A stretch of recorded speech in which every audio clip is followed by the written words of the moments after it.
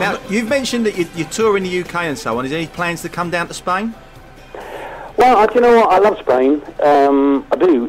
I like anywhere hot, really, and anywhere that's not too far to go. So, I mean, a couple of hours in a plane, it's a doddle, isn't it? Yeah. I think you're very lucky all living down there, and any expats listening in.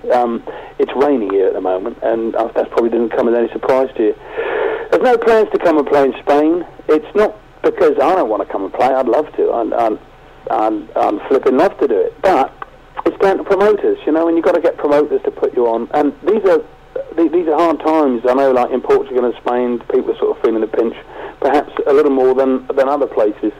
The live circuit is alive and well. You know, as I told you earlier on, we went out to the States. We played the States, Japan, and you know the rest of Europe. Why we didn't get down to Spain and I just don't know. It's a shame, but it's not down to us. I'll come. You get a promoter to bring me, and I'll be there. We'll get on it now.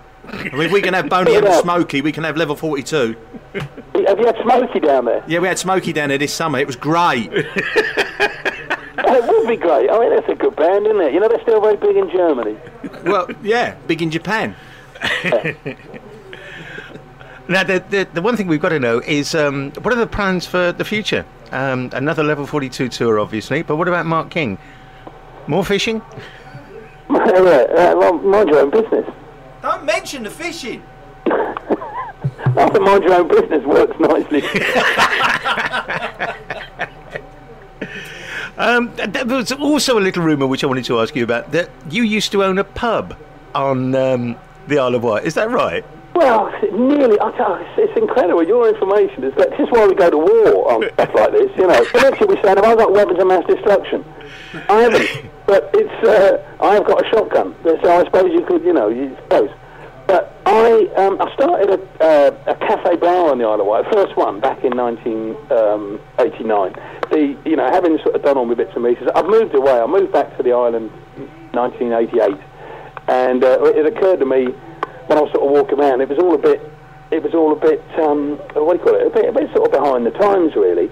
There was pubs and there were cafes, but there was nothing. You've got to remember now. I've come back all, sophisticated, and I sort of missed the thing of like you can go to Paris or Brussels or Amsterdam, and you've got fantastic cafes everywhere. You could even do it in London, of course. And you go in, you can get a coffee and read a newspaper or a baguette and half a pint. So I started the first cafe bar on the Isle of Wight, and we had it for 10 years. I mean, I wasn't in there pulling half pints, because one of the things that we didn't do was sell pints, which it went down really well with the tattooed brigade, as you can imagine. They come in, you'd have to say, why don't you have two halves, mate? It makes a pint. And they go, what? Gee, calling me a puss, and leave. And it was fine by us. We also didn't have a jukebox. We just used to pipe in sort of some nice Latin stuff and a lot of Frank Sinatra. And it's incredible. It's sort of like the one flew over the cuckoo's nest thing. It's like this sort of oral kosh, and it just makes people chill out. It's very good. We never had any trouble. In the whole 10 years, we didn't have any grief with it, any aggro. Fantastic.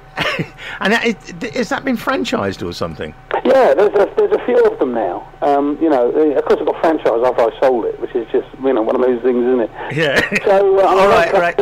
And I wish you all the best down in Spain. Thank you so much, Mark. Take care, mate, and all the best for the future. Yeah, thanks for the kind of stuff, guys. Keep it going, won't you? I do need the royalties.